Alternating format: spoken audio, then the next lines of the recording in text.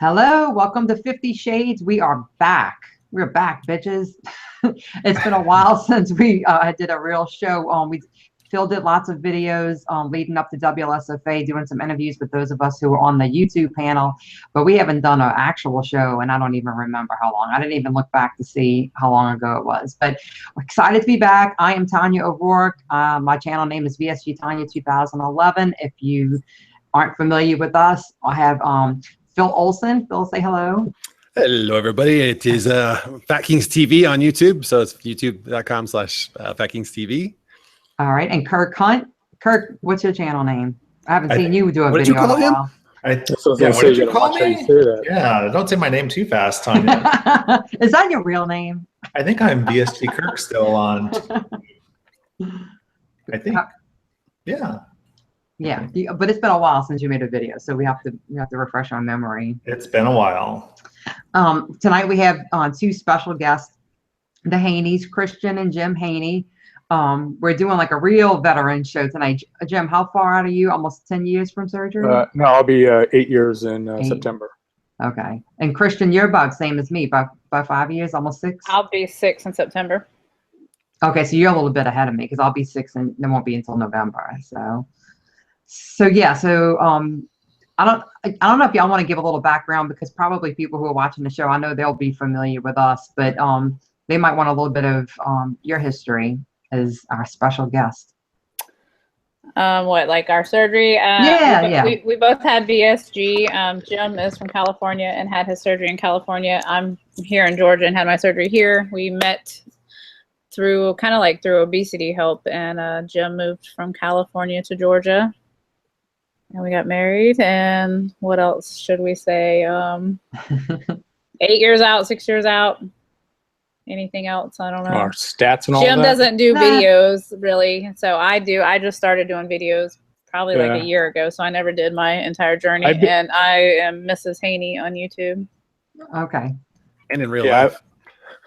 Yes, and in real life. Figured it was easier that way.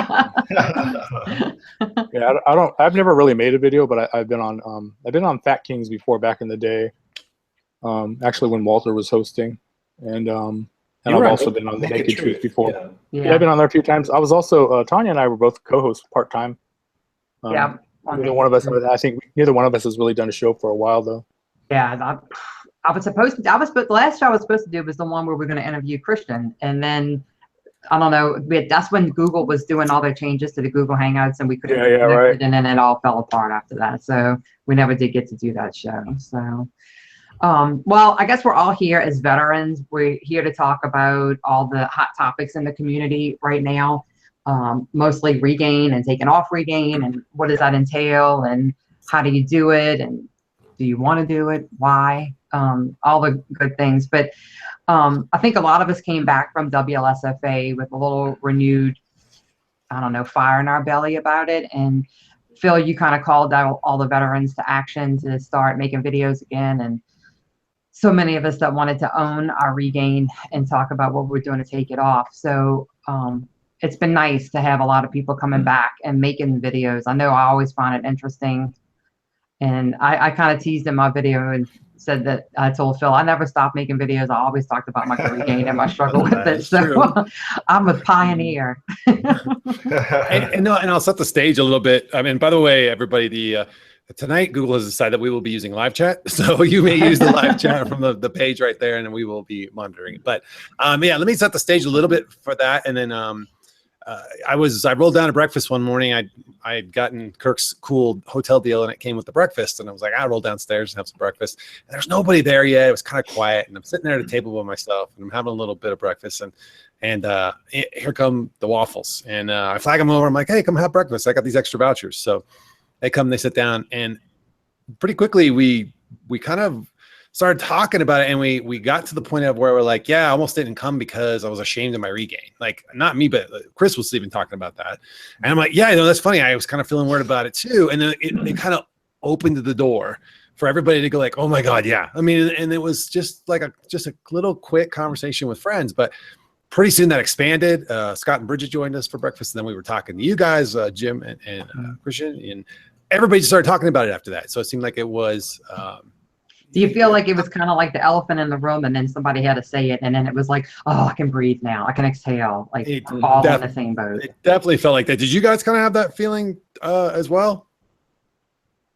I'm not we've been sort of open about the whole regain thing probably since we came back from Nashville, WLSFA, the year before, when we started sort of this, let's get our shit together, ghost, we called it, Yeah. And we both did real good, doing videos, but then we kind of went on and off, and so we've been kind of very open with that. I've never been one to like try to hide it, and I think we stay very involved in the local community, so I think that's what helps us. But here's the thing with the regain. Like when you go to an event, I mean, it's literally, you really can't hide it if you do have it, right? So, so I think it's good to open up a dialogue and people to talk about it. Right, and definitely I feel like hiding from it and not coming to events because of it, it only perpetuates the problem. I do think coming to events, you get that renewed motivation, even if it is just enough to kickstart you and getting you back on track that maybe you couldn't do on your own. That's why I really like going to the events. And you see that everybody's at different stages and everybody's at different motivation levels, but I feel like everybody comes away with more motivation than what they got there with. Exactly. I agree. Yeah. So one of the things, I'm just going to bring it up. Hot topic has been Dr. Vong, and his lectures. I've watched a bunch of them on YouTube. I watched his interview on Naked Truth, and I took tons of notes because I thought he had some really excellent points.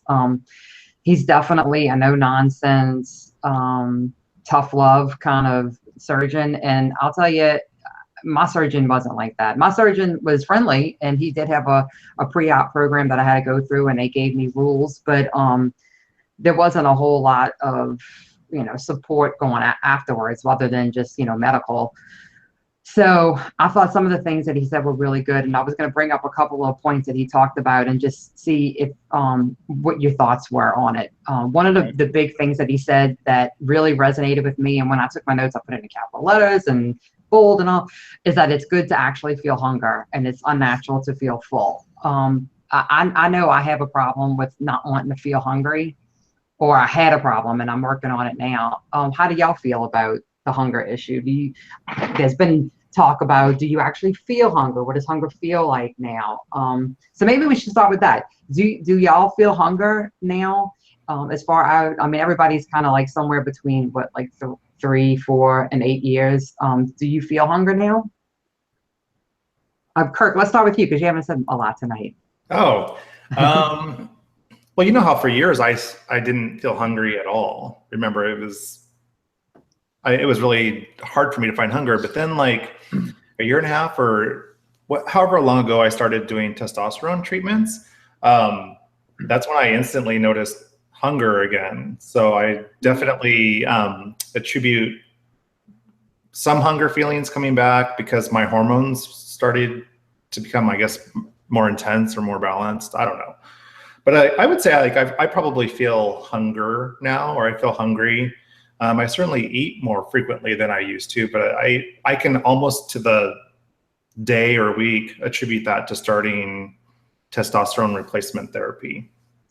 And does your hunger feel like your stomach growling, or because I feel like my hunger doesn't feel anything like it did before? No, I think my stomach actually does more growling when it's got stuff it's working on.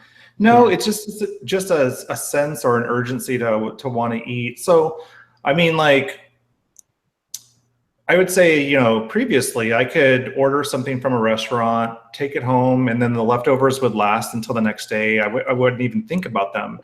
Now it's like I could go out to dinner, order the meal, take it home, and then over the course of the evening, I'll be like, I'm getting a little hungry. Like if it's like 3 or 4 hours later, and like I'll start picking at it, So I would say like where before I could go, pretty much all day without eating.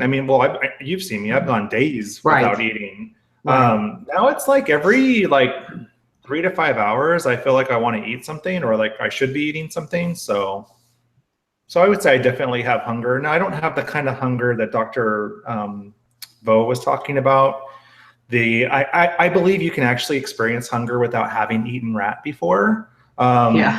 So those kind of statements, those kind of broad sweeping statements just sort of turn me off instantly, because there's a lot of things that I haven't had to do where I could still feel like I could empathize with how somebody might have felt. So yeah, so I would say I definitely feel hunger. I would say that my sleep capacity is still pretty much the same size, but I certainly eat more frequently. So that's another word or another way of just saying I can eat around the sleeve, right? That's where the grazing or snacking comes in. So some of the stuff that I took from him, like I was thinking about his things about snacking and eating 3 times a day. So anyways, I know you haven't asked about that yet, but the hunger thing is like, yeah, I definitely feel hunger now, but I think that has a lot to do with hormones for me. That was a really long answer. Long answer. Now I'll shut up. All right, Haney's, do y'all feel hunger? I know y'all are different because I know Jim always says that you have a bigger sleeve than he does. So, so I will say that mine's dependent on what I eat. So like when I was doing keto or when I'm strictly like really low carb, I don't necessarily get hungry. But the moment I'm having higher carbs, I feel like I'm hungry. But sometimes I suffer from migraines. I've had them my whole life. So I think my headaches start to tell me that I'm hungry, where my stomach doesn't tell me that I'm hungry, or I just kind of start, I work 16-hour days at the hospital. Sometimes you get busy and you just start to get foggy. So I can be like, oh, obviously I'm hungry because I can't focus. I'm foggy. I'm getting a headache. Right. So sometimes it's more of the, the body signals telling me I'm hungry than I actually feel hungry. But it's very dependent on what I'm eating. Because like I said, now that I'm doing low carb again, it's more of a habit, like, okay, it's been 3 or 4 hours, it's time to eat, but I don't necessarily always feel hungry. Well, I'm glad you brought that up because Phil, you did a video today and you kind of talked about feeling like your eating was a little bit off. And I think I may have misinterpreted what you said. Do you feel like your hunger is a little off or your eating pattern is off just because the timing's off or because of what you're eating or the timing and the eat? No, I think so I'm eating all the right things. Like if I took the time to write them down, there's the other thing. So that's another symptom of it right there. Like, so I'm not writing stuff down. I'm not measuring every single thing. I know it's the right thing. I know it's about the right size. I'm not too worried about it. Right. But it's not like I'm eating chocolate bars and cookies. I mean, I don't have the cravings. I refuse to go back near any kind of sugars that'll get me back into the cravings that kind of make me feel like I feel like I'm hungry, even though it's just a craving. Right. But I'm not like, I came home tonight. I'm like, I looked in the fridge. I'm like, yeah, there's just nothing I want to make. I'm not going to eat tonight. Like, and I'm like, no, you got to do something. So I pulled a can of chicken out and I mixed in some mayonnaise and some olives and I ate like probably 2 or 3 ounces of it, but that was it. I'm like, I don't care. Like and then there's other nights like last night where I came home and I was like same kind of thing where I just wasn't in the mood to eat. If I'm at work, it's fine. I'll eat I eat my breakfast before I go to work. I eat my snack, which is just meat, and then lunch, which is more meat, and maybe some cheese and like a pickle or something. Yeah, I come home sometimes and like last night I drank a whole bottle of iced coffee with nothing in it. It was just black, which was not a smart move. Yeah, it's just, I don't know. I just feel off. I don't feel like, and I think it's just due to stress at work right now. Yeah. And I think I'm attributing it to that. So, but I mean, to Christian's point, like when I'm on keto, I don't get as hungry because I have a lot of fats in my system. I put the coconut oil in my coffee, which holds me for hours. I love it. That I will get hungry right before I come home from work, like right about dinner time when I'm supposed to be hungry. Yeah. I do get hungry then, usually, not lately, obviously, but beyond that, it's if I am like looking for food, like if I'm in the pantry looking for food or I'm in the fridge looking for food, I'm like, I have learned the habit, and this is where the mental work of being further down the track, I think is finally set in, is, wait a minute, am I stressed out about something or am I really hungry? And if I really stop and think about it, which now I do more often than not, I'll close the fridge and walk away. I might be back in 10 minutes and do the same thing and then have to walk away again, but the habits are there now, so. Well, and that brings up something that I had talked to Sarah Waffle about, and I think I talked about it in my video, that we had discussions after WSFA, and one of the things we said is that we feel like this far out, we've kind of settled into our weight loss surgery, and there's not so more of a sense of, I have to get to this number by this date, or, my world's going to end, or I'm not going to be successful. It's more of just making life improvements. We're going to tweak this little thing that we do and tweak that little thing that we do just for a better life, not to get to an end game, but just to be healthier in general. And when you make all those little tweaks along the way as you go, that's what maintenance is. That's real life, right? So I think we all probably have make little tweaks and we fall off the wagon, and then we have to rein it back in and figure out where we fell off the wagon and why. And I think the middle part is where we all are right now, with figuring out the why and then what works for us. And then as we get older, our bodies change, and what worked for us before isn't going to work for us the same way it did before. So any thoughts on that, on like just settling into your weight loss surgery and habits? Yeah, well, like I said, so I'm at a point where, you know, I've been quote unquote in maintenance for 7 years now, 6.5 years. So for me, it's definitely not about like I'm trying to avoid the up and down, and the quote unquote like having to go back on a diet to like sort of get to where I want to be and then try to maintain that. Right. I'm really just what I'm at this point. I think what both of us are trying to maintain is really just trying to maintain the lifestyle we're supposed to be doing. I mean, you know, when I hear people saying, "Oh, well, you know, I eat well most of the time." Well, what is most of the time? You know, in my opinion, what I've found with most of my friends and I that are further out, 5 years plus, you know, most of the time means you have to be on point with your eating. Honestly, probably 90% of the time, or more like 95. Right. I mean, that's just a fact. Unfortunately, you know, we had to have surgery for a reason. Whether you know it's you have you know, your genetically your metabolism isn't as good. Genetically, you have diseases that predisposition you to something like diabetes or PCOS or some sort of, you know, metabolic syndrome that, you know, insulin resistance that's going to cause your issues with weight. So although I do, you know, it goes to the point of the whole genetics things what Dr. V was talking about. You know, although some people have to work harder, you know, there's definitely, I think for the majority of us that have had to have surgery, we needed surgery for a reason, you know, and it's because of those, probably a huge combination of the genetics and also, you know, the environmental factors that go in with our history as to how we grew up and how we grew up around food and our history with food and all these things that's why obesity, the disease of obesity and the study, you know, bariatrics is constantly a static changing thing because there's so many different things that come that are brought up with science now that change the thinking on obesity and you know, it's now a disease, right? You know, 20 years ago it wasn't considered a disease. Right. So all of these things contribute, and I think for the majority of us, we are going to have to be on top of what we eat because we have, for whatever reason, we have the propensity to gain weight by eating, even going off plan for, you know, 5% of the time, 10% of the time. So I think for me, it was the best part. I think the part I think where it really clicked in my head was accepting the fact that I'm going to have to do this for life. You know, it's not a diet. It's just I had to change my lifestyle. You know, if I don't, then yeah, I'm going to struggle with regain. That's just a fact. And you know, I think once I've learned to sort of accept that, and I told myself, you know, you're going to have to do this for life. That's just the way. You know, for whatever reason, I didn't lament the fact that I feel like shit because, you know, genetically I'm screwed. You know, which I am. You know, I have diabetes on both sides of my family and insulin resistance and all this other shit. Right. I've accepted, like a disease, I've accepted I have it. You know, it's a grieving process, like with anything else, right? Right. You're in denial first, right? Just like a grieving process with something or a divorce or anything that, you know, any major life change like that. You know, it's like it's denial first, and then it's anger usually, and then it's acceptance after a while. And acceptance is where the healing happens and where you can move on with your life. And that's where I'm at that point now, where I've accepted that yes, this is going to be my life forever. I'm going to have to do this. I'm always going to have to eat healthy, eat on my plan is what I call it, 90%, 95% of the time. Because the minute both of us have gone off plan, when we do, and we're only eating 80%, 60% on plan was what we call it. And we did for about a year. We both had regain. And it was, you know, we weren't doing anything different except we didn't adhere to the plan at, you know, 90+%.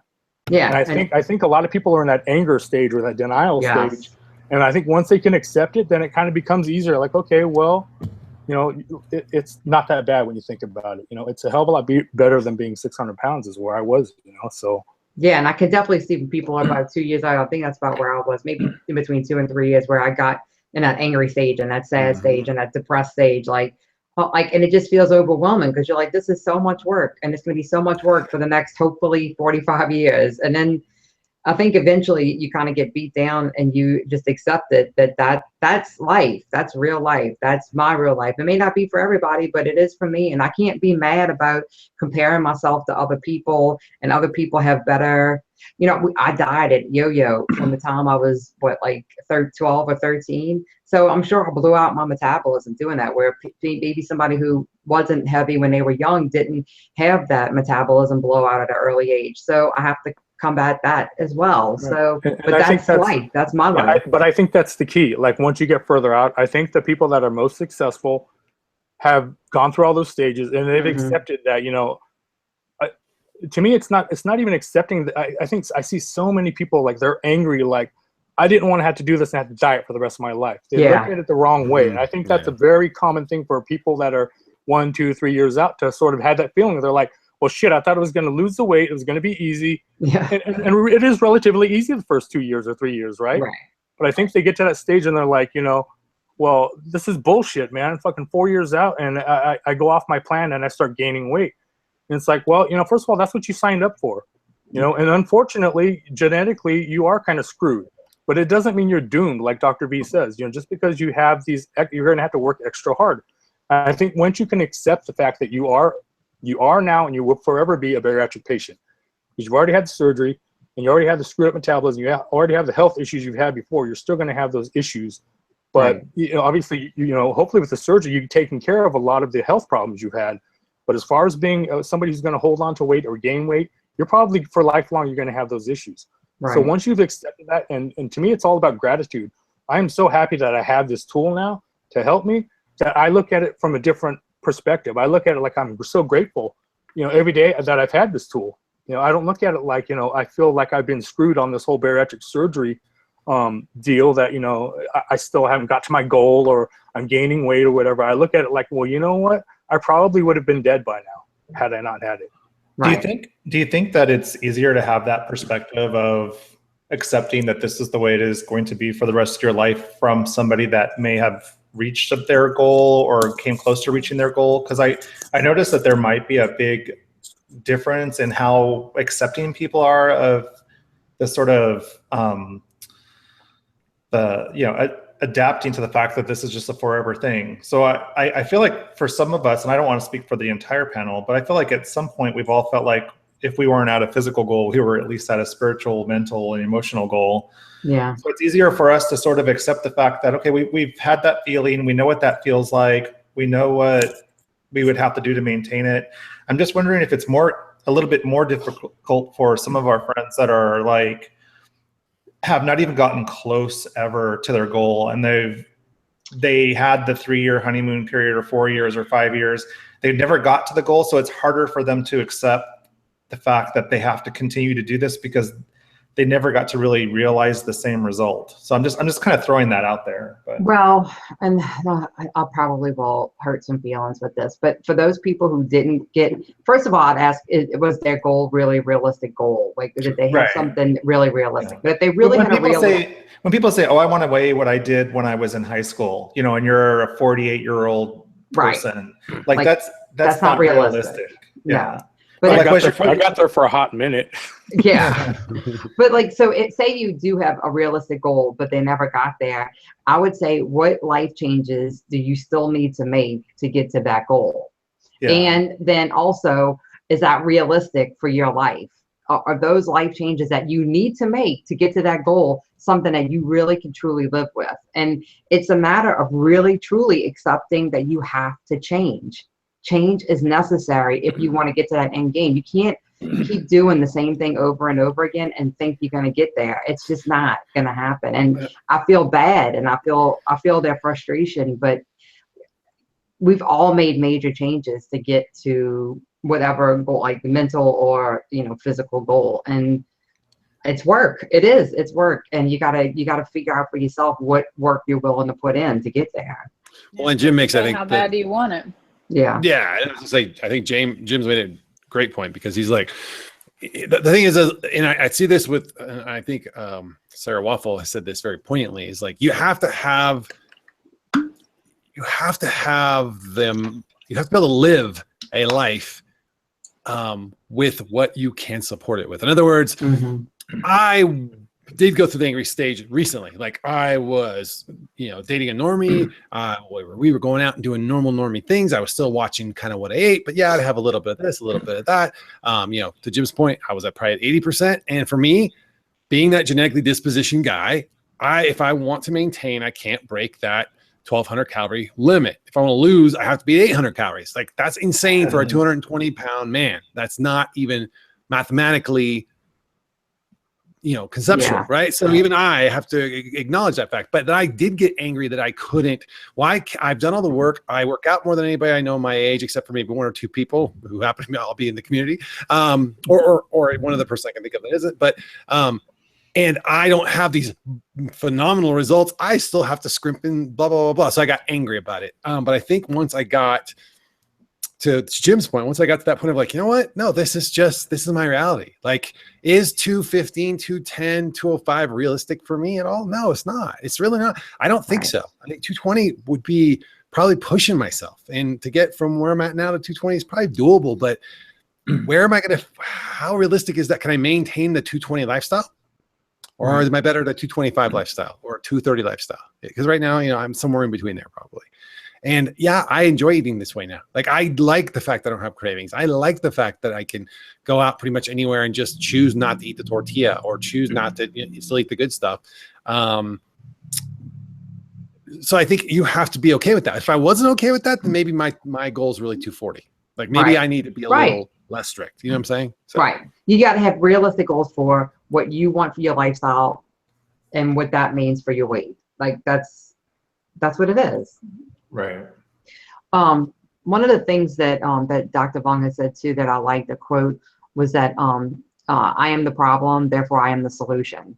Right.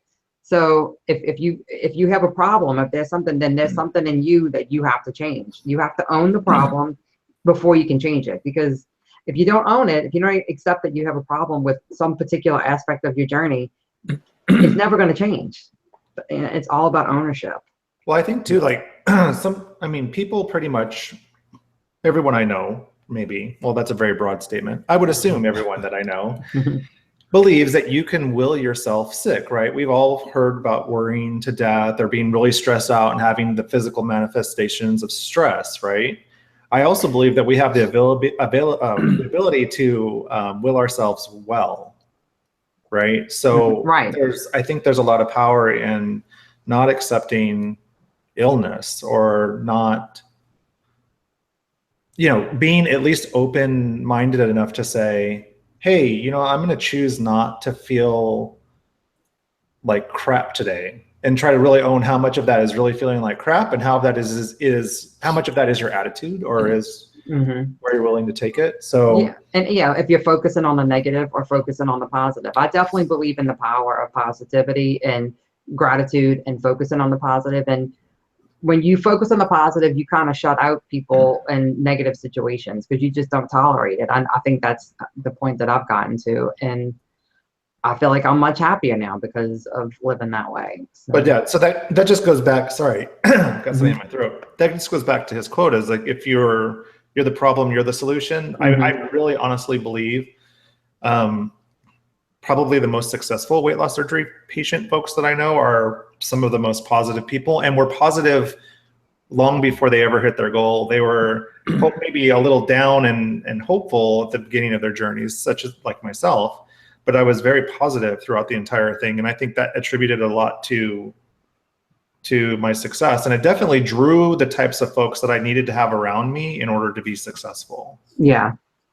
Right. You surround yourself with like-minded people. That's something else he had said too, is like when Elizabeth asked him about his most successful people in his program, what were some of the characteristics? And they were people who stayed engaged in the community, stayed active. And I definitely think that is true for me. Like it helps you keep focused and not become, get into like mindless eating and things like that, because you are always talking to people who are battling the same demons that you are. So I think that's definitely attribute. Yeah. Christian, I think you did a great job of owning the stress, especially, and I recently was thinking about this, like with all the stuff you went through recently with family and stuff, like I think you did a great job of owning the stress and what it was doing to you and talking about it and sharing that. Because I really did think about that actually today when I was like, God, I am so stressed at work. And do I want to make a video today? And I'm like, no, I thought about you specifically. And I'm like, no, look, she went through something much bigger and a lot more stressful, and she owned it and worked with it and, put it out there so other people know, hey, this happens to everybody. And what kind of kept you motivated to kind of share that much? Well, I got stress every day. I got the Jerry Springer family, and the stress hasn't stopped. I mean, it's an everyday thing. And I start realizing if I let my family and their drama and their stress wear me down, then I'm going to be right back where I'm at. And I just, I have to just ignore that and go do me, go to the gym, go do whatever, and just not let, even at work, I feel like I'm babysitting a bunch of kids sometimes. When I get stressed, I will tell my people, I'm like, okay, it's me time. I'm going to go take a walk for a moment and just collect my thoughts and just not because before I would go to the vending machine and just eat or just let it get to me, where now I'm looking at my Fitbit like, oh, I haven't walked enough and y'all are irritating me. So let me go walk. Let me just go do me. And you just can't, because before I did, when I got regained, I let everything get to me. And we fought too hard for those 4 months of doing nothing wrong to, lose the weight to go back again. And like I said, with my dad dying, it went back a little bit, but that was just normal. That's just normal. I think any person probably would have gained 10, 15 pounds when somebody in the family died and with the amount of stress I had, but I wasn't going to allow it to go all the way back. So, it's just one of those, having somebody at home that's, actually Jim's like my rock, because the rest of my family pretty much fell apart around me. So I think the community, having friends and people to vent to that have been there. As I said, if you leave the community, you're leaving your support, because that's the people that understand. Did you hear that? She called me the Rock. God, I need to stop using that word. I really do. It looks just like the Rock. I saw a picture of you. Well, we went to DC. He had to make sure he took a picture with the Rock and the wax. Oh gosh. Swears that's his brother. I'm like, whatever. Total side question, Christian. How do your coworkers know when you're angry or when you're happy? Because it's the same face. Yeah, everybody's always like, you were the worst person to interview with. I had no clue whether you liked me or not. I'm like, happy? Are you sad? Oh my God. You're missing your career in poker. I get that you're tired. You look tired every day. I'm like, it's not I'm tired. It's just resting bitch face. I don't even think I ever realized I had it until Gracie told me I had the crown. And I was like, what are you talking about? I never noticed it. And then everybody else was like, yeah, you've got it. She should be on the World Series of Poker soon. Winning millions the thing is, I walk around randomly smiling, and everybody's like, what I do? What's wrong with her? Is she drunk? What's going on here? Yeah. Oh wait, no, I forgot your face is the same. Yeah, her drunk face is the same. That's right. The same. Yeah, that's just funny. I love it. No, my drunk face is happier. So the thing with Dr. V, he's big right now. Everybody, and everybody's like, you have got to go watch. Because I didn't make it to his panel because I might have been a little hungover. But I did go watch his video, and I was like, wow, I like the candid talk. Mm-hmm. I found little nuggets of truth in his speech, and I just took those little bits and plugged them in my brain. I do ask myself a lot of time when I have an opinion about something, whether normally it's weight loss related, but sometimes it could be, just regular life stuff. Is that true? Is that really true? Or is that just something I believe? Is it, I ask myself that, taking those little nuggets of truth of what am I am, grateful and thankful for, and just write that down every day. But it's something stupid. I just taking those little bits and pieces from it. I think everybody can get something out of it. I don't think you're going to catch Tanya and I drinking green smoothies anytime soon. We are both horrified by the amount of carbohydrates in there, because we know if I do not want to trigger that craving, is like being on a drug. I need to have more, and it consumes my thoughts. It consumes the way I feel. It consumes my day. It's better when it's gone. I don't think about it. I don't crave it. I can walk past candy dishes and not think twice. Cookies today, I walked past those. I didn't think anything about it. Right. Traditionally, stuff I just would have grabbed one or two of and justified. That's one or two. It's 50 calories. But man, oof. But hey, it's working for a lot of people though. And Well, and you're still following his advice. Take the smoothies and stuff out of it. You're eliminating cookies and all that kind of stuff by just sticking to 3 meals a day. So you're right. There are a lot of nuggets. Like, clearly somebody who works specifically with the weight loss surgery community knows like all of the tricks and all of the lies people tell themselves. Right. And you have to be kind of really super direct, especially with folks who you're discussing the behavioral change with, who may or may not have any kind of self-awareness. So sometimes it's that sort of slap, in the face reality of the directness or using profanity or whatever to sort of get people's attention. So Right. I think somebody mentioned, maybe it was Sarah Waffle, you take what is meaningful to you from each one of these things, and then you kind of collectively make it your own kind of thing. I just wish there would have been, for me personally, watching the interview or on The Naked Truth, I felt like there could have been more empathy and there could have been more compassion, or there could have been at least a willingness to listen. But it was felt like an infomercial to me. Like, I know I have all the answers and this is what you need to do. But here's where I'm not going to just lump Dr. V into a infomercial. I had that same sort of feeling about who's the doctor from the 600 Pound Life? Dr. Dr. Now Zarden. Yeah, so Dr. Now. I thought, the way they edited him on that show, like, oh my God, like, this guy doesn't give a crap about his patients. And like, it's like, oh, well, just go drop 20, 30 pounds. Oh, next month, 100 pounds. But then meeting him in person at the last OH and actually getting to hear him interviewed by Diana Vogel, who was another guest of The Naked Truth last week or earlier this week, it blew me away. Like, it made me sort of like stop making those kind of sweeping general judgments about folks in this industry, because what I saw was a surgeon who would operate on folks that nobody else would touch, who actually was extremely, extremely fanatical about coming up with solutions to save people's lives. So I guess I just give a lot of leeway to I'm still very grateful for the surgeons and for the professionals who are out there that want to engage in our community, who specifically want to engage with charitable organizations to give back. And yeah, of course, for some of these folks, this is their living. There's going to be selling involved. Yeah, that's okay. I see no problem with that. Your expertise has value. You shouldn't have to necessarily be expected to give that away. So, there were a lot of pluses and balances. What I like about all of this controversy is that it's making people talk again. Yeah, and it helps people figure out what they believe in and what their core values are when it comes to the weight loss. And it's getting people, probably such as myself, who've been pretty quiet for a while, just kind of living life and doing other things, a reason to sort of come in and chime in, and just say, hey, this is not an all or nothing situation. It's still these shades of everything in between, right? So I think I felt like maybe I had fallen off of wanting to do this very often because I didn't really feel like I had anything new, quote unquote, to contribute. But I think that sometimes it doesn't necessarily have to be new. It can just be reinforcing the fact that this is not a black and white lifestyle. You don't have a black and white life.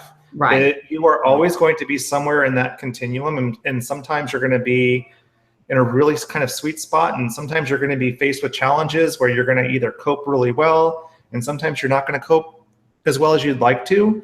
But as long as you're mindful, have a sense about who you are and why you're doing the things that you're doing, and you're surrounding yourself with folks that are, reasonably supportive. I don't mean you surround yourself with people who do nothing but say yes. Oh, eat the cheesecake because you deserve it, girl. Right. It's just, anyways.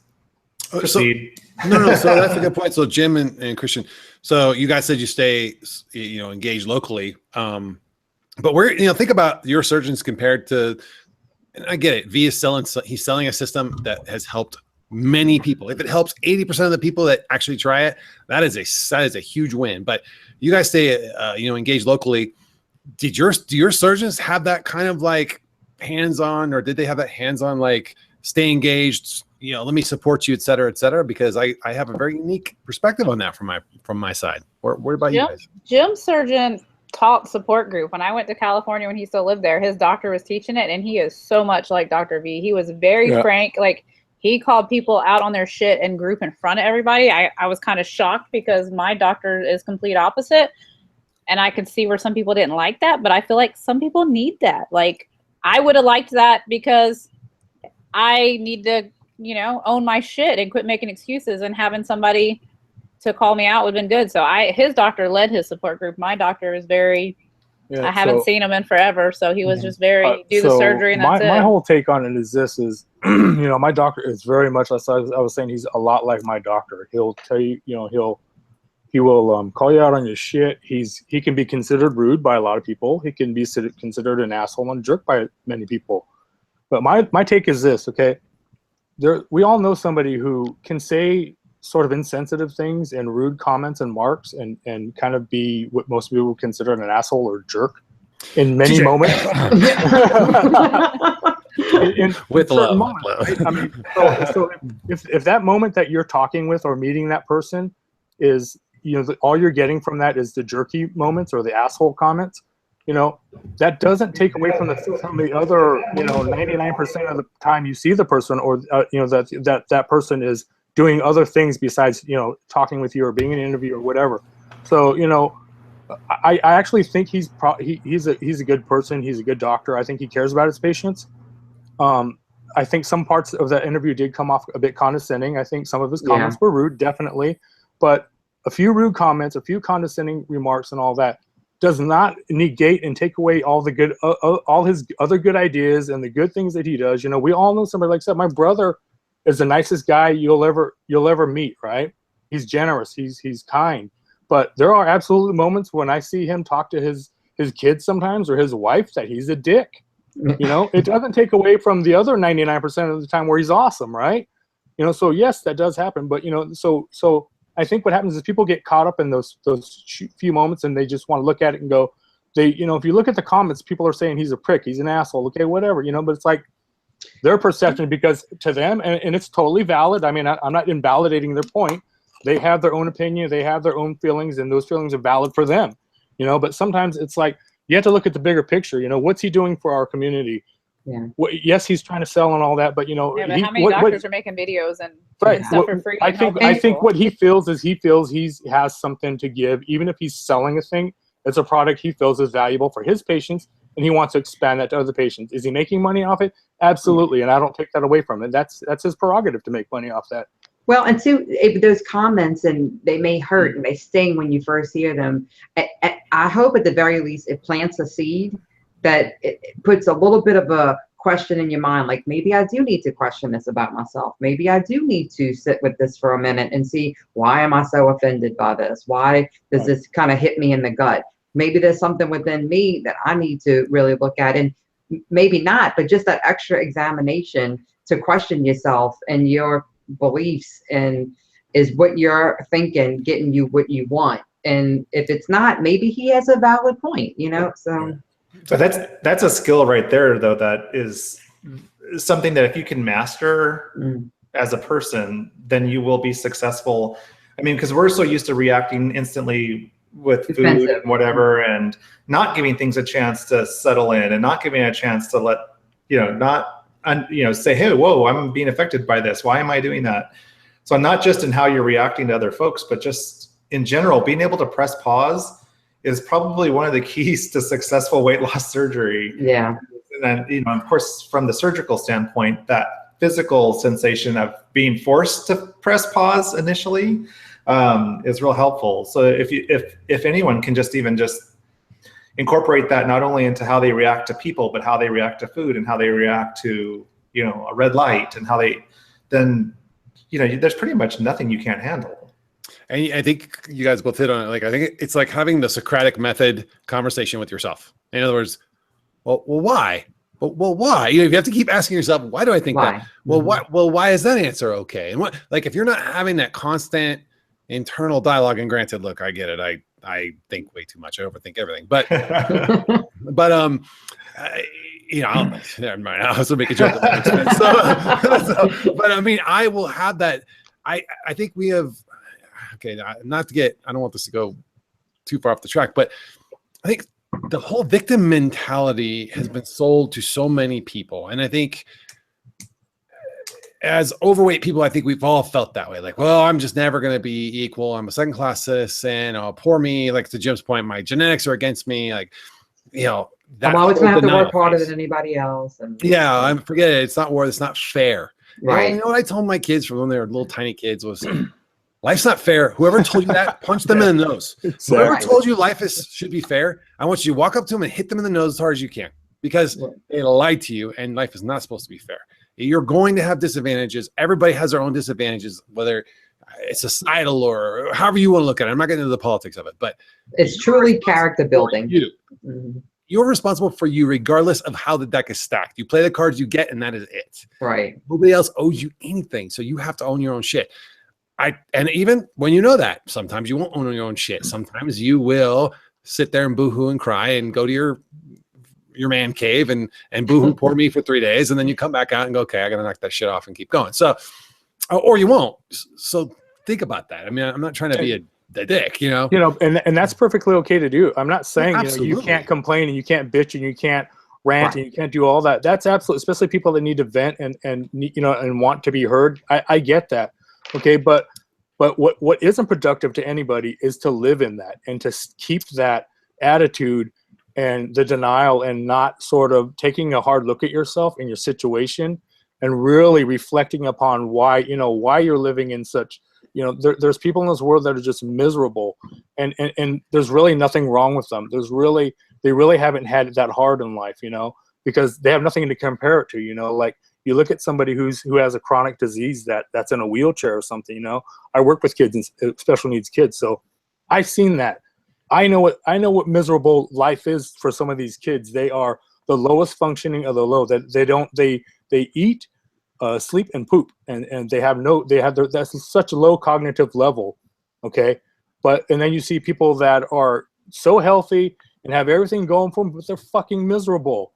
It's about your choices and your attitude. How do you look at life? You can look at the victim, like Phil said, the victim mentality of the world's against me, I'm fucked, and this and that, or you can look at it like, you know what?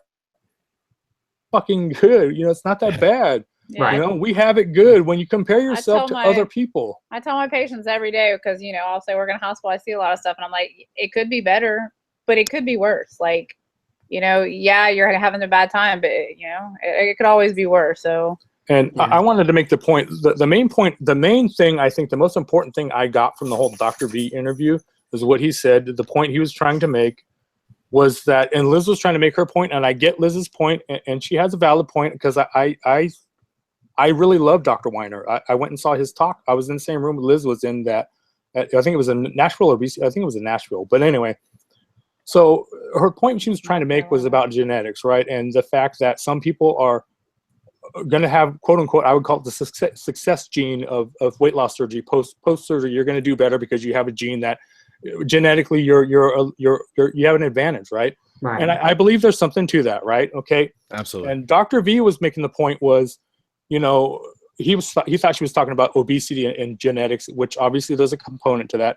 But I think his main point is, and this is important to know, is that you are not doomed by your genetics. I don't care how fucked you are, unless your genetics are, you were born without a limb. Okay, that's different, and even then you're not fucked still, right? Yeah. You had to overcome, you had to overcome obstacles and your genetics, in a lot of these cases, right?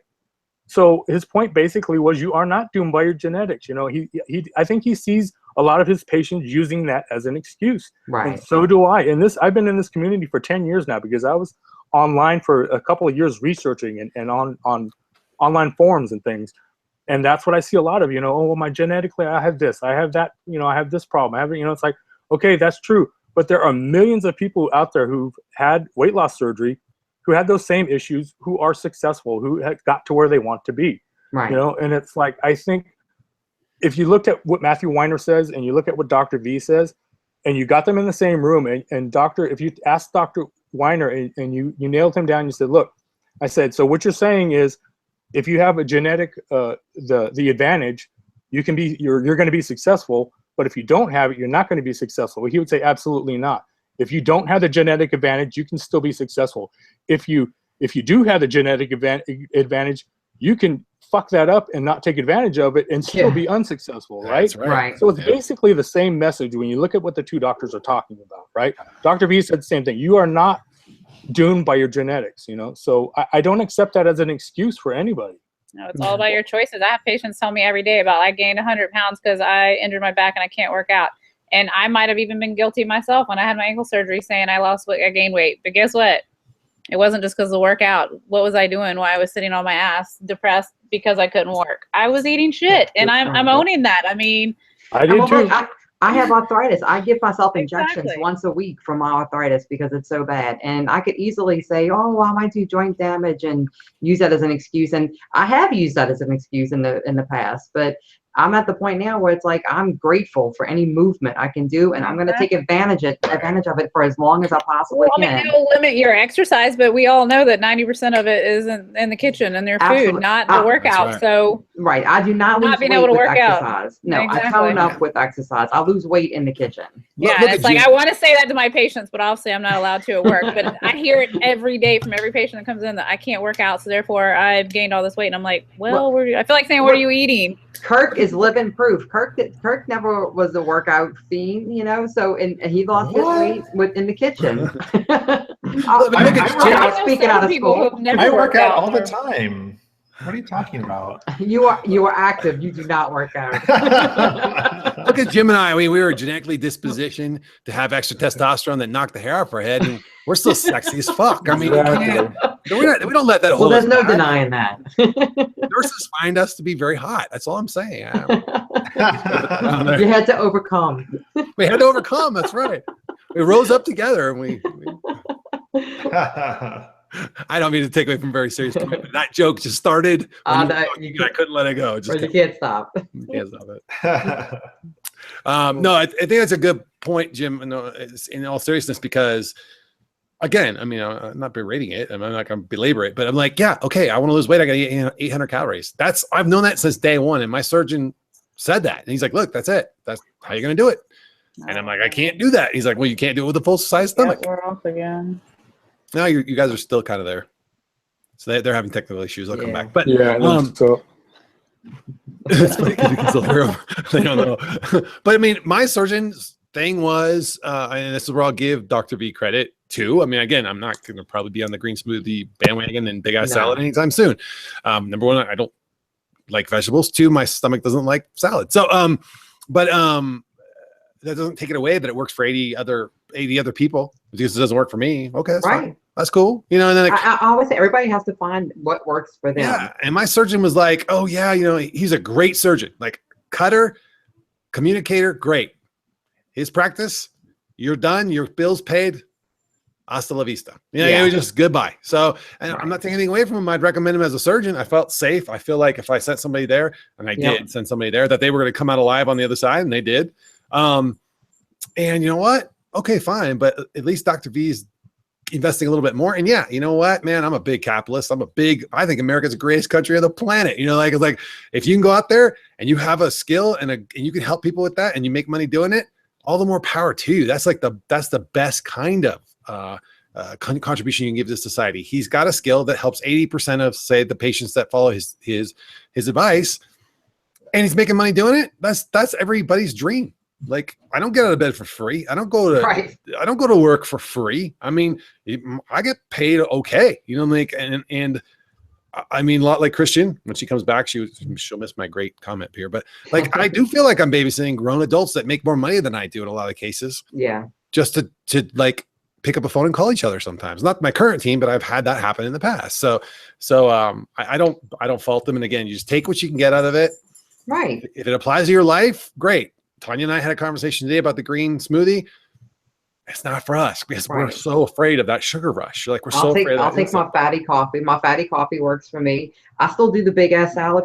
I've thought about his plan a lot since I heard his spiel about it, and I do basically exactly what he says, except I don't do the green smoothie. I do the fatty coffee, but I normally have a big ass salad for lunch. I have for ages now, not just since WSP. It's just been what I normally do, and then I have whatever for dinner, and it's always very low carb. And I tried doing the whole smoothie and green thing. You remember back when I did Dr. Wino's, Pound a Cure, and I will give it to him that because of doing Pound a Cure for the time that I did really work with it, it opened me up to eating more vegetables. I was never a vegetable person at all. Like when I was younger, I wouldn't eat anything, and now I eat a lot of vegetables. And I think. What's your favorite? Brussels sprouts. Oh. Who would have thought? I know it's because you know Lord. what? When you cook Brussels sprouts in bacon grease, it tastes freaking fantastic. In fact, can I deep fry them in bacon grease? Because then they might be all right. Phil, you would eat my Brussels sprouts. I'll just say that right now. That's not the first man she said that to. Yeah, John might be. I will try your Brussels. Here's the thing. I thought you had your Brussels sprouts removed. I will eat. Look, I know the thing with vegetables. I don't like vegetables, but I know the thing with vegetables is if you don't cook them right, you will turn people off. So I will try anybody who can cook vegetables well. I will try. I have tried broccoli many times. It's not that one's not going to fly. So don't bother. I've tried it, but yeah, if it's green, it's iffy. It's hard. I can't do it. But if I will try. I will always try it and then at least give it another shot. Before I started cooking them this way, John was like, I don't eat Brussels sprouts. And he eats lots of vegetables. So it wasn't like he was like a no vegetable man. He was just like, I don't eat Brussels sprouts. And I said, just taste this. I cooked it. And if you don't like it, you don't have to eat it. Just taste it. And now he asked me to make it because it's so good. So yeah. That's pretty good. Yeah, I'm waiting for the farmers markets to start gearing up. Right now, all they've had so far the past few weeks is a lot of strawberries. But strawberries. I'm waiting for like the zucchini, the big batches of zucchini to come through, and the asparagus. And I didn't used to like to eat a lot of vegetables either, but like post surgery, I feel so much better eating vegetables. Mm-hmm. I love eating the meat and the fat and everything too.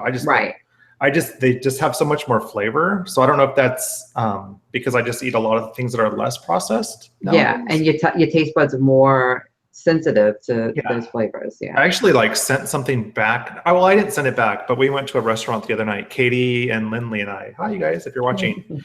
And I had got 2 street tacos. That's all I wanted for dinner, and carne asada. So steak. Mm-hmm. I ate one of them, and the old me would have ate the second one, but the new me was like, oh my God, this is so salty. So I don't know if they accidentally salted it too much or whatever, but the old me would have eaten it just because it was sitting there in front of me. But I'm just real sensitive now to salt and things like that. So to me, what I make for Eric and I'm surprised to hear you don't like broccoli, but Eric wasn't a big vegetable fan either, but I found even just steaming broccoli with lemon juice and butter and a little bit of garlic, it takes 5 minutes or less in the microwave, and it's just that little bit of lemon juice and that butter, and oh my God, if you feel so much better after eating it than a big mound of mashed potatoes. I can see that for sure. I mean,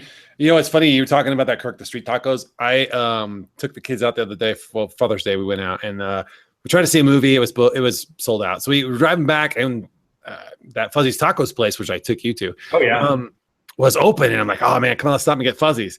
And so we stopped and got Fuzzy's, and I ordered the quesadilla, and I literally just peeled the tortilla off and just ate the insides. And I didn't feel like I overate. I didn't feel like I did anything wrong from a keto perspective. I felt completely satisfied, and I still didn't finish the whole thing. So it was like, were there vegetables in it? Did they put vegetables in it? I didn't know. I don't think there were any. Well, there was there was also onion. That's barely a vegetable. Tomatoes and peppers. So that I will eat like a salsa. So I mean, Oh, well, I'll eat small vegetables if they're all chopped up. Actually, if they're pureed, I'll pretty much eat any vegetable, to be honest with you.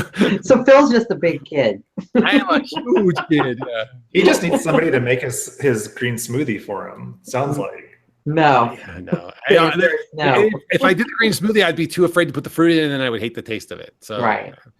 What if it was just all vegetables and maybe just because isn't there like just a little bit of fruit in a smoothie, like one apple or something? Say you can make the green smoothies keto if you just use berries, like a small, maybe a half a cup of berries, and that and you could probably put like truvia, and sweeten it up a little bit. Yeah. But The banana scares me. The only thing that would probably scare me is like that much of a concentrated amount of fruit and vegetables all in one thing. Yeah. I feel like, oh crap, literally like. I feel like, oh my god, like oh wow. In about 20 minutes, there would be a lot of that. I make it home tonight. I probably shouldn't knock it until I try it. I should try one green smoothie just to. Well, do it Tanya style. Do it keto and. Yeah, I think maybe if I do it, that's what I'll do, and then I'll make John do it with me, and I'll give his opinion. No, I want to see the kids do the. We had a video. You got to do a video. Yeah, just pour it. I can guarantee you. Oh, I can guarantee you, the kids will be like, "Peace, I'm out. I'm not doing." No, they have to do it. They have to try it at least. Our once. guests are back, by the way. Tell them they have to do it at least once because their taste tests are like they're the truth. They tell the truth. Oh yeah. So that's what Kirk tells me about men. He said you got to do it at least once. He hasn't convinced me either, so we'll see what happens. I'm pretty sure at this point I've had to say to you, Phil, you've got to try it at least twice. Yeah, at least the first time is just a fluke. Well, you don't really know if it's the first time it's just an experiment. The second time is to verify whether you really liked it or not. The first time you weren't even conscious. That's true. Yeah. Haney's back. Yeah, but then Haney's back. I can see you. Can we hear you? No audio. Oh, it's I'm telling you, it's the Russians in Georgia right now. Yeah, well, they did hack the election. It's coffee fee. Coffee fee. It's because they're sharing a headphone. No, I mean it's not. No. Oh, yeah, we can't hear you guys. No. I see them talking. Their lips are moving, but nothing's coming out. You gotta love Google. So, yeah. So Scott, I'll just check the chat here real quick. Yeah, I've been trying questions per se, but lots of comments. Oh yeah, we're already up to an hour. Leave the banana out. I know you could leave the banana. I mean, I could leave anything out of it, right? I could just put the spinach and the kale in there. I like SJ's comment. Why drink a green smoothie when you can have keto Kahlua? My point exactly. She's like my soul sister. I was taking notes, and you're like, you got to wait 2 weeks. I'm like, well, fuck this. I'm not waiting 2 weeks. So like every day, just start brewing the next batch. I should probably. We did that one batch, and it's like now I gotta wait 2 weeks. Like, oh. I was like, yeah, and then 2 weeks. 2 weeks. You need to pass it around like that Amish starter bread or whatever. That yeah. Back in my pre-VSG days, I made about a zillion of those Amish bread cake, whatever things. Did you ever know anyone who did that weird thing where you would grow like a mushroom in a bunch of vinegar or something, and it was supposed to be like a weight loss thing? No. And someone would give you like a piece of this fungus, and then you would grow this fungus in like vinegar and. No. Oh yeah, it was. No, but I would have tried it though. Oh yeah, definitely. But yeah, that was a weird fad for a while. So apparently they're suffering from NOLA internet, so we're clear. They have apparently when it rains, their internet stops working. Oh. Well, and we have that Cindy rolling through, so luckily I have a clear internet, but it must be hitting the Atlanta area right now. Yeah. So yeah. Oh well. Yeah. So I mean, I was really hoping to get more from them because I know. I mean, Jim and I have been chit-chatting on the side, off to the side, and just like a lot of the stuff he's been saying has really been hitting all the same notes that I'm hitting from a different angle. Like I'm just hearing it from his perspective. I'm like, yep. So I hope more people out there, especially now that I think a lot of the vets have graciously come back and started making videos again. Like, I think we have all of those varying kind of perspectives that are kind of like, oh, I'll take this from Sarah's video and I'll take that from Tanya's video. And I'll take that from Kirk's video and Phil's video, whatever, like whoever you're watching. But and that's the thing about the veterans coming back and making videos, like we always feel like, oh, do I really have anything to say? Am I relevant anymore? But there's a lot of things that are relevant, that little nuggets that people can take. And it might not be everything that you say, but it might, if it's just one thing, like that resonates with somebody, then it's worth coming back and making videos. And plus the accountability and the staying connected. I really feel like staying connected, maybe not everybody needs that. I know there's a lot of successful people who do fall out of the community and stay successful. You don't have to, but I know for me, I need to be connected. I need to feel like I'm part of something. I feel like I may slip up. I may, if I didn't have that accountability, that it would be easy to just kind of drift off into oblivion. I know my family loves me no matter what. I know I'm successful in my career no matter what. My weight does not drive those things. So I'm a happier person because I'm at a healthy weight, and I'm happy that I'm healthy because I'm at a healthy weight. So, but staying connected is a huge piece of that for me. Yeah. So I think. Oh, go ahead. No. I was just going to say that I don't know if I'll be making videos regarding weight loss surgery anytime soon, but I still stay very connected. Obviously, I use my weight loss surgery Facebook account way more, and I love my one-on-one conversations that I have with folks. Yeah, we can hear you. Yeah, we can hear you now. Okay, sorry, That's okay. But I feel like I still want to stay very connected that way. So please don't anyone feel like you can't reach out to me like one-on-one on Facebook or whatever. But with that said, if and when I ever get to actually set a date for plastic surgery, I will probably start ramping up videos again, because I really still believe that there is a huge gaping void of plastic reconstructive surgery from a male's experience. I agree completely. Yeah. So I definitely promise, if I get plastic surgery or if I get those dates lined up for that eventually, I'll start making videos again. But I think in terms of weight loss surgery, I prefer my one-on-one interactions. I love my in-person interactions at conferences with people.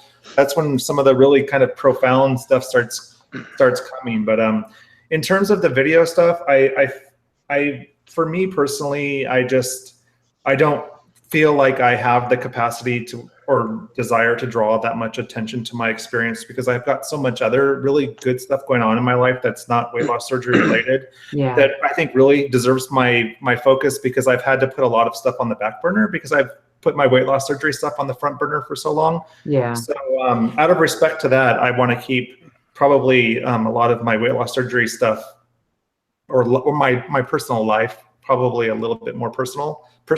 Yeah. But definitely if plastic surgery is on the horizon, then I feel it's an obligation to actually, I feel like I'll have a something to value to contribute.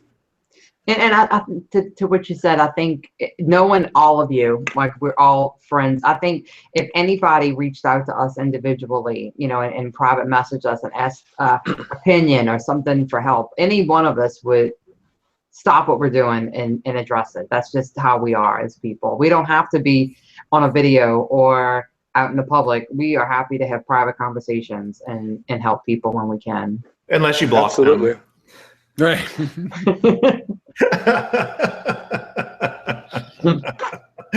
She goes and takes a drink now. Unless you're asking me to swab out my belly button. Yeah, belly button request. Describe it was how one it time smells. I had a couple drinks, Tanya. That's all I'm saying. Oh my gosh, though. But did you want to say something about that thing recently, Tanya? Like here's like 5 years later or whatever it is from your plastic surgery video. Oh, that comment I got. And you get this comment from like some little cheerleader girl who is like, I would have used that $10,000 to go to the gym 300 times. She looks weird. And it's like, oh girl, wait, just you wait. My tummy tuck videos get the most entertaining comments. And there wasn't a period, a capital letter, a comma, or a coherent sentence. Yeah, it's like, no, girl, use that $200 or whatever, $10,000 to go back to school and get your GED and like, form a complete sentence before you start. Oh my God. It took everything I had not to engage in like, no. It's hilarious. It really is. When I see a comment on one of the old Tummy Tuck videos, I'm like, oh, this is going to be good. Let me get my reading glasses on because this is going to be good. I'm just waiting for all the comments to start coming back in about all the fecal matter in my beard. That seems to cause the most controversy is when I grow my beard back. But it's growing, folks. It's coming back. It's here to stay. Mr. Are you guys still there? So did we miss anything? I mean, we were No, out for a few minutes. I had to switch to my phone and everything. It's been a hot mess. We were totally talking about how you guys were telling us how your sex life has improved so much post weight loss surgery, and that Especially since you started having sex post weight loss. yeah, but that time pretty much. You first met the first time you guys met at OH and totally hooked up and. We didn't meet at OH. It was a party. That's the urban myth we're starting right now. We made a whole story for you. It's backstory. Yeah. As long as you're talking about me, I don't care what you say, and I'll roll with it. Here you go. So yeah, no, you didn't miss much. Okay, I heard you guys talking about vegetables and shit, and I knew I'm not Christian doesn't give a shit about vegetables, and Phil doesn't. So it's like we're probably the only three that actually consume vegetables. Yeah. So. I mean, they put vegetables on the side of some of the drinks that I drink. But yeah, and even then you don't eat the shit. I don't eat it though.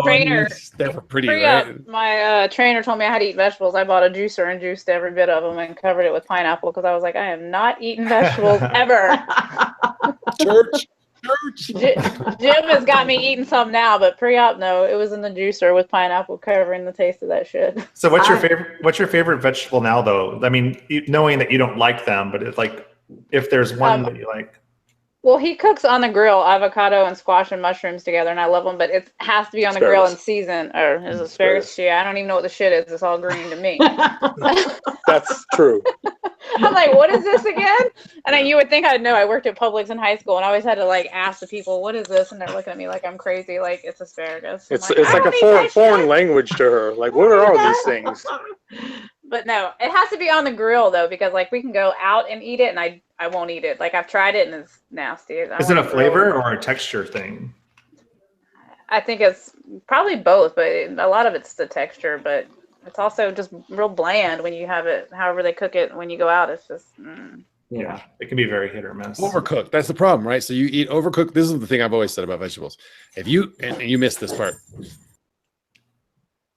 if you eat a vegetable that's cooked wrong, it will turn you off forever because it gets mushy and nasty and gross. Exactly. And, ugh, I don't want nothing to do with that shit. Like, but exactly. I think if you find somebody who knows what the hell they're doing, you probably, I bet there are more vegetables that I like than I realize because I've just never had them done correctly. Right.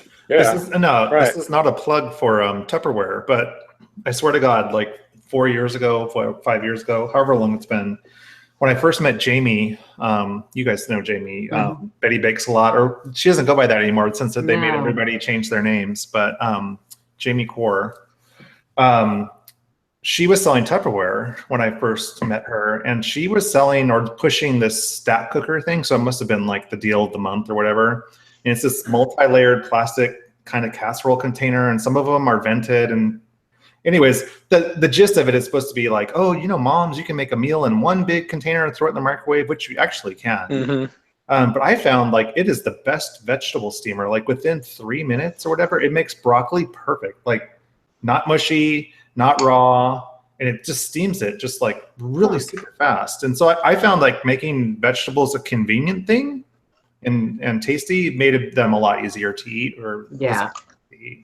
But yeah, to Phil's point, like if you boil the crap out of something or overcook it and it's just a bunch of mush, you know, then you might as well just puree it and make it and turn it into baby food, you know? Right. Or a green smoothie. I like Brussels sprouts, but I don't hardly ever cook them. And whenever I eat asparagus, it's usually from a restaurant. So I'm hoping the farmer's market has it because I've seen, I think maybe you've posted or people have posted some asparagus recipes that involve bacon, of course. Right, exactly. I want to do the bacon wrapped asparagus. Yeah, it looks really good. I never ate asparagus because my mom and my grandma used to eat those canned asparagus that when you open the can, the smell would like fill the whole house. God, no. And then when I finally had them fresh, I was like, oh my God, this is not the same kind of asparagus my grandma used to take out of the can. Like, so we not to change the subject off asparagus, which is disgusting. But to change the subject. I'm going to change the subject off of asparagus, which is disgusting. So we talked about being hungry. Do you guys have tells that you're full? Like, that you, other than that pressure behind your diaphragm, is there something Because I had one recently that appeared that I used to think was bullshit, and it actually happens all the time now. How about we'll start with Christian since you guys were gone. My nose runs when I'm full. I basically barf when I'm full. I'm joking. That's a tell joking. Yeah, that's a hard stop right there. It's a hard tell. No, yeah, the same ones. Runny nose. I start to burp more, I think, when I start getting full. I have a gigantic. I think for me. I have a gigantic hiccup, like. Oh my God. Yeah, sometimes both of us will do that. She does that too. Yeah.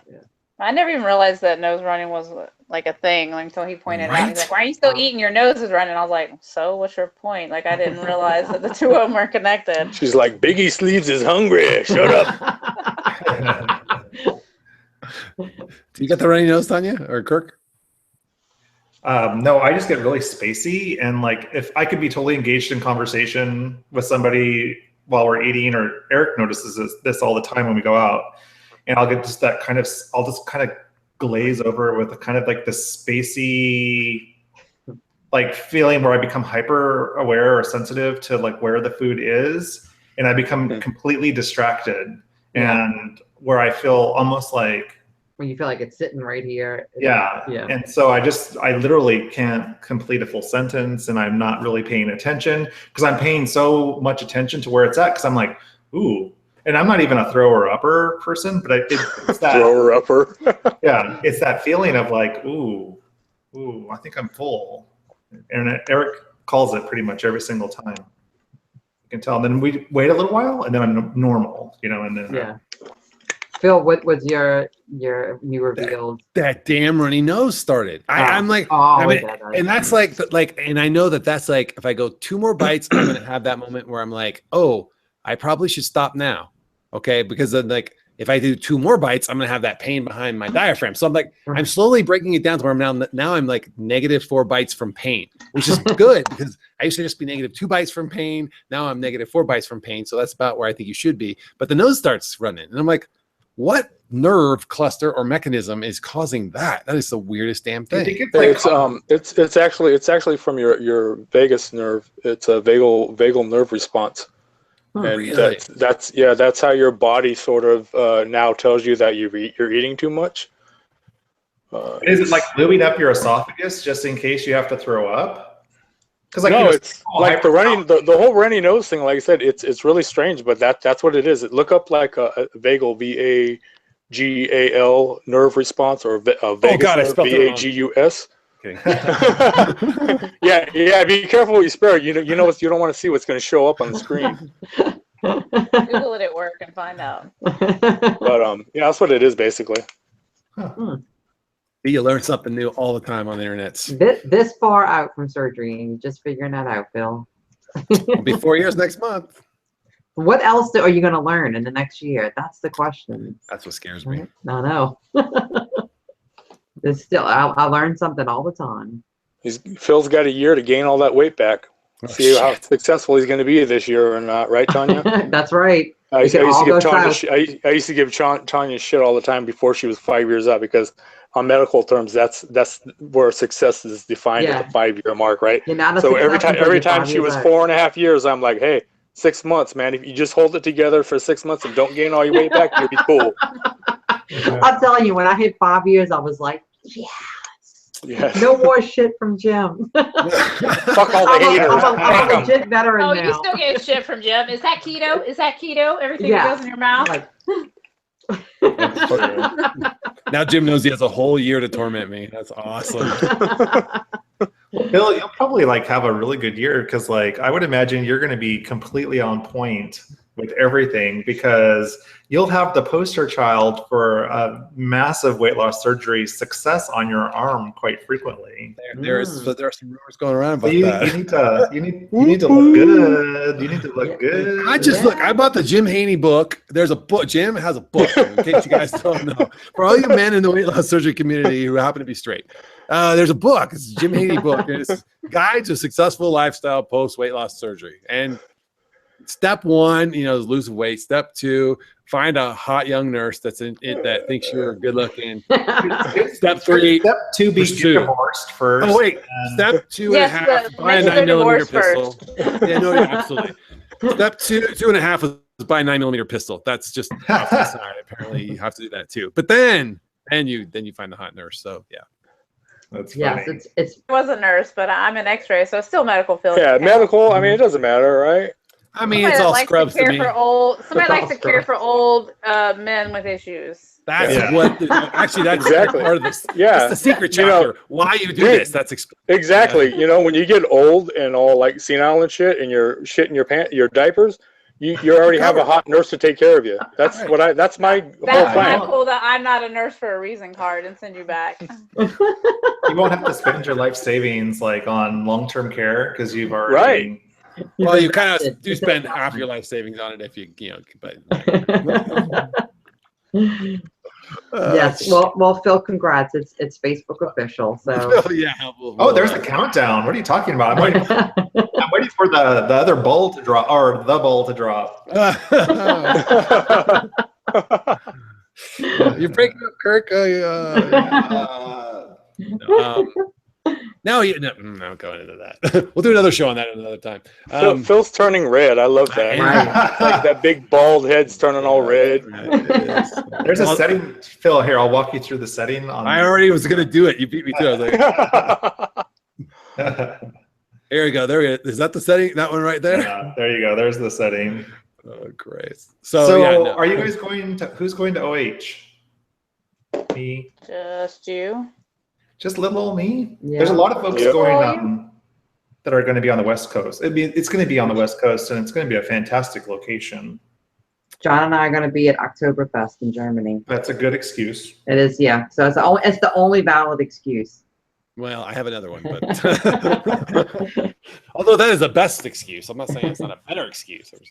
No, I'm not going to be making it either. I've got travel plans in both September and November, so I just can't swing another one. I need October to recover financially. Yeah. Yeah, you'll need to let us know if it's a vacation destination wedding, so I can start saving now. Well, I can't go to the current vacation destination wedding for that exact reason, but there apparently is going to be a reception afterwards, so I'm planning on going to that. So, alrighty. I was talking about, but I was deferring. I know. I'm trying to totally. He's diverting attention from that. Took me a second there. I'm with you, Phil. I got if I have to explain it to you, Kirk, I did a bad job to begin with.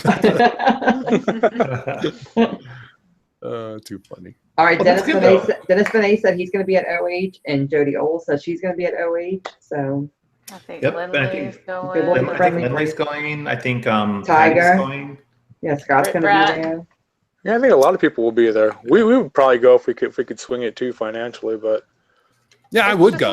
When we go to the West Coast, it's kind of like we have to go see Jim's family. So if it was in Northern California versus Southern California, we would definitely be there. But I don't know. It's just hard. It turns into a bigger thing than Which part of Northern California are they in?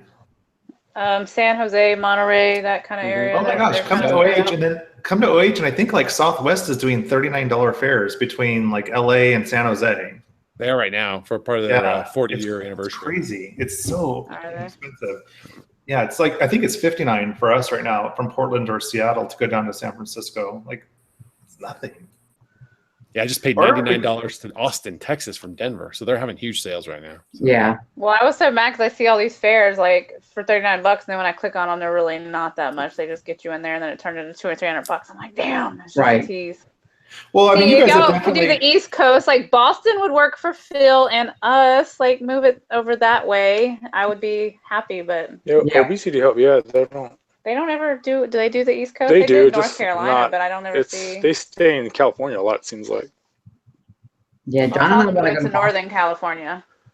Hey, obesity help used to work for me when I was in California. I mean, I went to every event pretty much.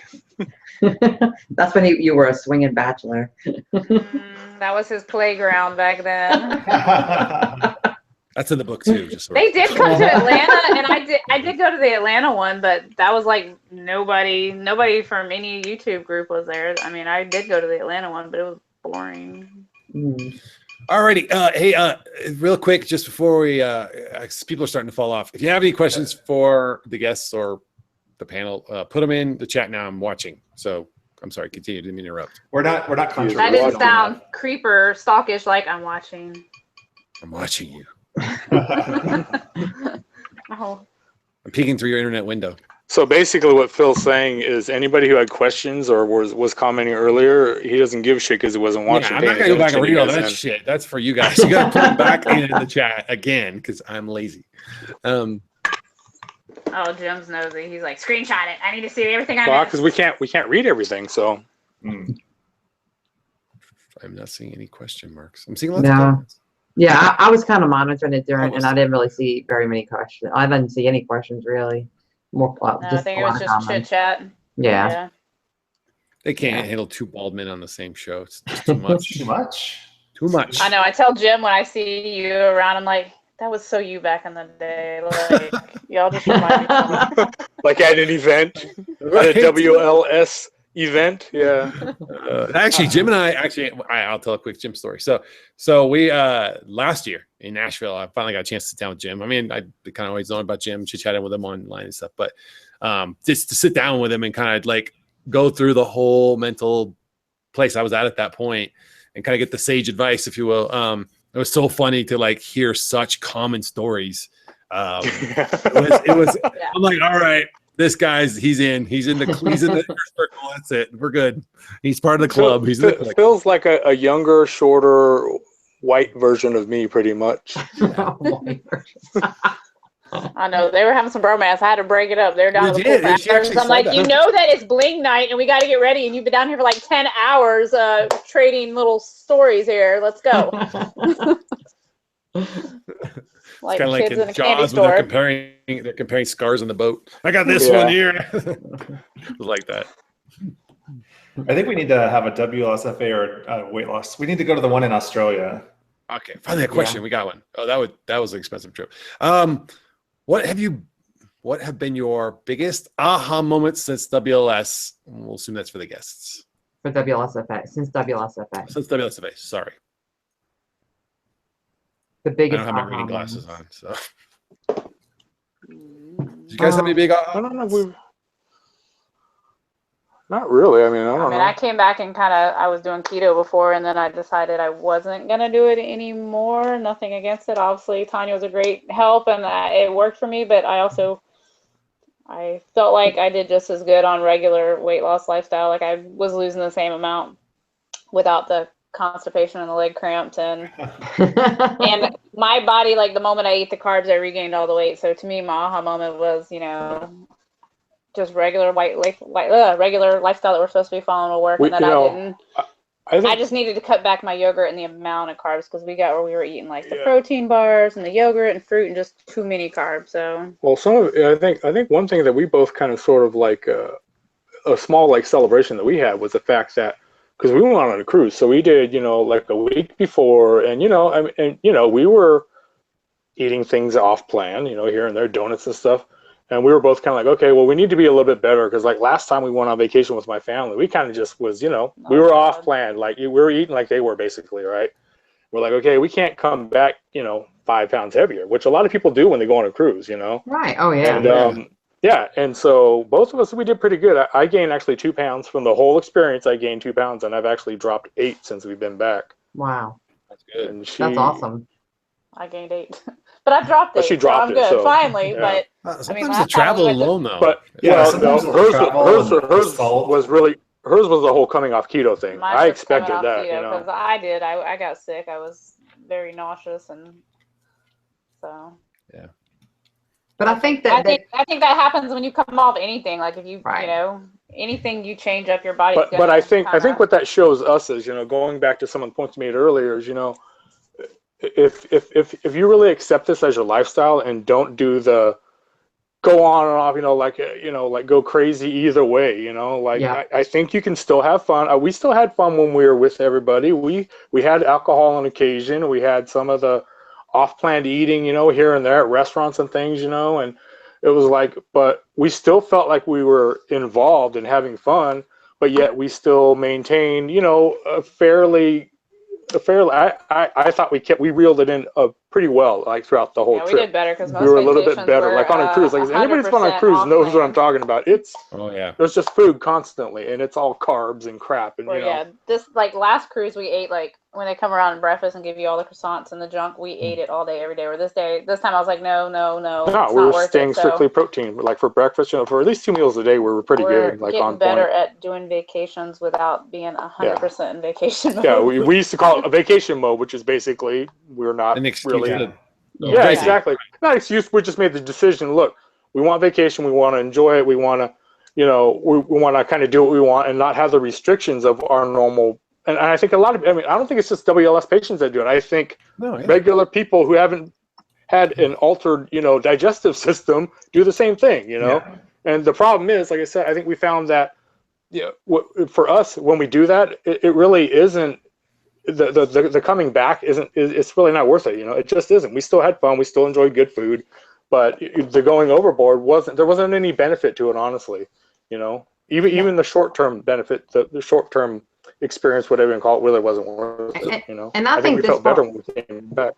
I think this far out too, what's nice to know is that when you go on vacation and you do have indulgences, that it's easy to get back on track. For me, that was always where I fell off before surgery. Like I go be the beginning of the end, but that's not the case now. Now I just get back to this is truly my lifestyle, and that vacation mode is not the lifestyle. No. Because before, if we came back on a Monday, I'm like, oh, it's Monday this week, shot. So now I'm in vacation mode for another week. Like I just would find an excuse not to get back on track. But part of that's the feeling of I still want to keep vacation going, So it's almost like for the week coming back, you dread going back to work and all that, So I think that's some of that feeling too. But it really is. It really is. Like I said, I really think that we're not too much different in that way than like a regular person would be. Like my family, I guarantee you, people in my family gain 4 or 5 pounds. And my family, some of them are actively trying to eat healthier and try to do different things. I guarantee you when they went back and they started on plan again and started eating what they should, Right. I noticed vacationing with all of you guys, it's kind of fun because you can feel like you're eating off track, but you're really not, because like 8 people will share a donut. Yeah. Exactly. You get to try a little bit of everything. So it's not like if you're on vacation by yourself and you wanted to get a donut, you're like, okay, I'll eat it. Oh, I threw donuts away. That's like something I've probably never done. Yeah, I noticed there was a lot of sharing going on. We're definitely a group that likes to share things. Yeah. So you gotta pass it around, Kirk. I think you guys said it, and I just dovetailed right into something that Sarah Waffle said too. Is like, hey, look, we tried keto and it just didn't fit into our lifestyle. And it kind of goes back to our whole thing. Like, if you can't maintain this as a norm, and don't do it. Like, go find the thing that you can do. Like, and you guys were talking perfect example. Like, you stuck to the things you could do, and that gave you the flexibility to be like, oh, now we are making a choice. Like my cinnamon roll story the other week. Like, I made a choice to have a quarter of a cinnamon roll, not a whole one, not 2, not 4, a quarter of one. And then I paid the price for that in the sense of like, okay, that's all I'm going to have. And tomorrow I'm going to have some cravings, but I'll be back on plan. And you know what? Even if I didn't drop weight for the whole month, if I stayed dead on even, I'm okay with that. Like, I really am. Like, what happened to the rest of the cinnamon roll? So my daughter ate another quarter of it, and then the other half came home to my son, who 6'2" and still has the great metabolism of youth and down like Vladimir Putin takes down a bear. I mean, he can. I've learned that I have to leave it or not even bring it home. Otherwise, I will pick at it over the course of the evening and end up eating the whole thing. Right. Yeah. Oh yeah. I could do that too. Yeah, I definitely could. Yeah. All right. Well, thank you guys so much. I mean, it's catching up. Yeah. I mean, it's been so good. Being able to just like reconnect, even like in between the shows and stuff. And I think doing the shows for everybody kind of like lets people have a little look into our reality of maintenance. I mean, like I said, I'm coming up on 4. Tanya, you're way past that. Kirk and I are pretty close. You guys are further out even still. So, I mean, I think it's important to people who have crossed that threshold of like, oh, okay, I'm at my new maintenance weight or whatever. And now what? If they can avoid some of the pitfalls that we had at years 2 and 3 and probably going into 4. Jim's going to be torturing me for a full year now. So Yeah. Phil, there's only 3 of us on this panel that are successes at this point. So yeah, that's true. Very good. Oh gosh. Kirk, we're on the deck. Oh wow. We're walking the plank. I just want to make sure that people understand, if nothing else from this 90-minute conversation, that if at any point you feel like you are not worthy or you should not come back into the community or attend things because you feel like you are a quote unquote failure, that's even more reason to come back into the community, because everybody feels like that to a certain degree. And what better place to be surrounded by folks that will really get your head back on straight than people who can identify with that and who want to help you. So don't isolate yourself because of that. There's no shame in this game. There is no perfect. Every single one of us has experienced regain. It's not a unique experience. We've all been there. There's no judgment because we know. All the emotions that go with that too. That Yeah. I'm a failure. I'm screwing this up. Here, the dream is over. I'm going back to the nightmare. This is the beginning of the end. Yes. Mhm. No, and so you'll beat yourself down. We're going to be the folks that are going to help bring you back up. Yep, absolutely. The only people who, or the only true failures are people that stop trying. I mean, that's why I hate to see people when they drop out of the community, and if it's from the regain, because I think it sets the motion for them to then just beat themselves up, get more depressed, and then it's this domino effect. To me, I think that's the worst thing you can do. You need to be around friends. You need to be around people that understand. You need to be engaged in the community, right? Whether it's locally, I'm not saying you have to do YouTube videos. I don't do YouTube videos, So as long as you're engaged on Facebook in a group, or locally, or with other WLS patients that are your friends, because your friends should understand. And if your friends don't understand, your WLS friends damn well should understand, And if they don't, you need to find other WLS Yeah, exactly. friends, Yeah, exactly. I think that says it all. All right, guys. Thanks again. We'll try and be a little more consistent with these. I don't know, that we'll be doing them every week or anything, but maybe once a month. At least once a month. We should probably get back to that schedule at least, and we'll go from there. All I can say is, Phil, the more engaged you are, the more likely you are to stay successful for this next year, because we don't want to see you fall off track. You're going to regain everything. Phil. If I don't do the shows, it's all coming back. Well, I think I'll leave it at that. So Kirk touched on this, but we always want to remind you guys, don't define your world in black and white, because it's always hiding amongst there's so much hiding. My life's hiding somewhere in the dark gray and the light gray, but whatever, we'll figure it out. Bye, guys. Bye.